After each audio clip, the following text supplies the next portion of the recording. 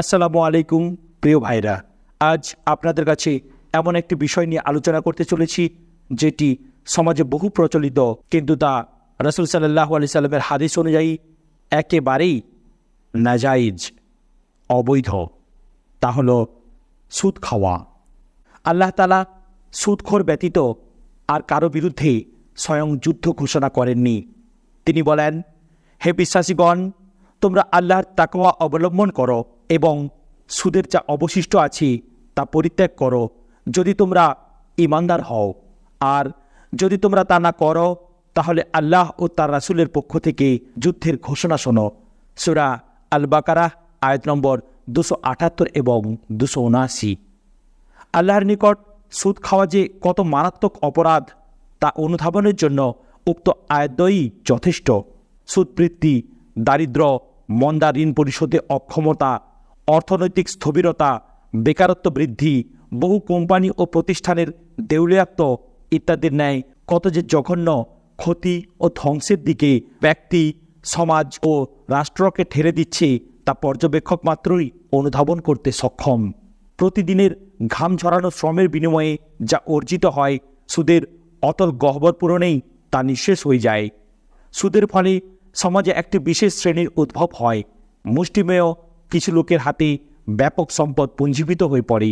সম্ভবত এসব কারণেই আল্লাহ তাআলা সুদী কারবারিদের বিরুদ্ধে যুদ্ধ ঘোষণা করেছেন। সুদী কারবারে মূল দুপক্ষ, মধ্যস্থতাকারী, সহযোগিতাকারী ইত্যাকার যারাই এর সঙ্গে সংশ্লিষ্ট, তারা সবাই মুহাম্মদ সাল্লাল্লাহু আলাইহি ওয়াসাল্লামের জবানিতে অভিশপ্ত। জাবির রাদিয়াল্লাহু তাআলা আনহু বলেন, নবী পাক সাল্লাল্লাহু আলাইহি সাল্লাম বলেছেন, সুদ গ্রহীতা, সুদদাতা, সুদের লেখক এবং তার সাক্ষীদ্বয়কে অভিসম্পাত করেছেন। তিনি বলেছেন, তারা সবাই সমান অপরাধী। এ কারণেই সুদ লিপিবদ্ধ করা, এর আদান প্রদানে সহায়তা করা, সুদী দ্রব্য গচ্ছিত রাখা ও এর পাহারাদির কাজে নিযুক্ত হওয়া জায়েজ নেই।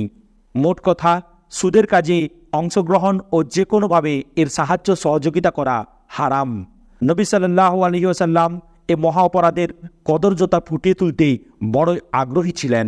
আব্দুল্লাহ ইবনে মাসউদ রাদিয়াল্লাহু তাআলা আনহু থেকে বর্ণিত, রাসূলুল্লাহ সাল্লাল্লাহু আলাইহি ওয়াসাল্লাম বলেছেন, সুদের 73টি দ্বার বা স্তর রয়েছে।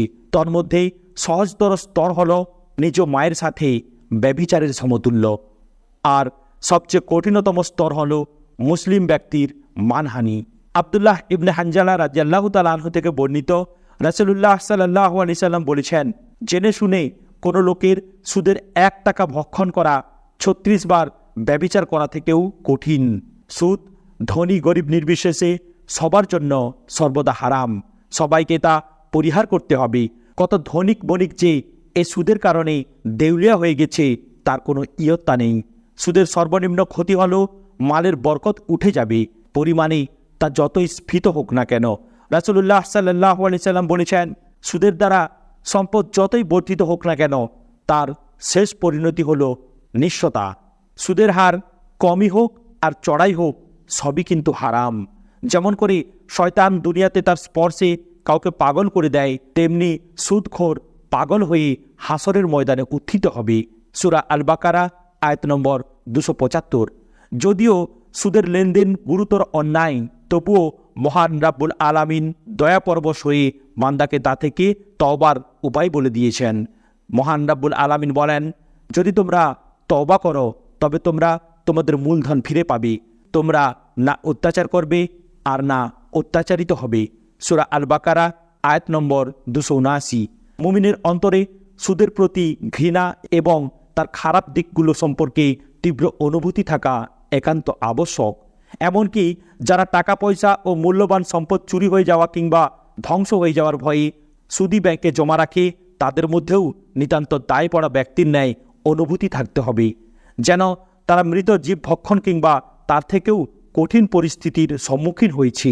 তাই তারা সবসময় আল্লাহর নিকট ক্ষমা প্রার্থনা করবে এবং সুদী ব্যাংকের বিকল্প সুদহীন ভালো কোনো উপায় অবলম্বনের চেষ্টা করবে। তাদের আমানতের বিপরীতে সুদী ব্যাংকের নিকট সুদ দাবি করা জায়েজ নেই, বরং যে কোনো উপায়ে তাদের থেকে নিষ্কৃতি লাভের চেষ্টা করবে। তা সওয়াবের নিয়তে দান করবে না, কেননা আল্লাহ পবিত্র। পবিত্র বস্তু ছাড়া তিনি দানের স্বীকৃতি দেন না। নিজের কোনো কাজে সুদের অর্থ ব্যয় করা যাবে না, না পানাহারে, না পরিধেয়ে, না সওয়ারিতে, না বাড়িঘর তৈরিতে, না পুত্র পরিজন, স্বামী স্ত্রী মাতা পিতার ভরণ পোষণে, না জাকাত আদায়ে, না ট্যাক্স পরিশোধে, না নিজের উপর অন্যায়ভাবে আরোপিত অর্থ পরিশোধে। সুদের অর্থ কেবল আল্লাহর শাস্তির ভয়ে দায় মুক্তির জন্য এমনিতেই কাউকে দিয়ে দিতে হবে। আল্লাহ এ সমস্ত হারাম কাজ থেকে আমাদের সকলকে বাঁচিয়ে রাখুক। আমিন।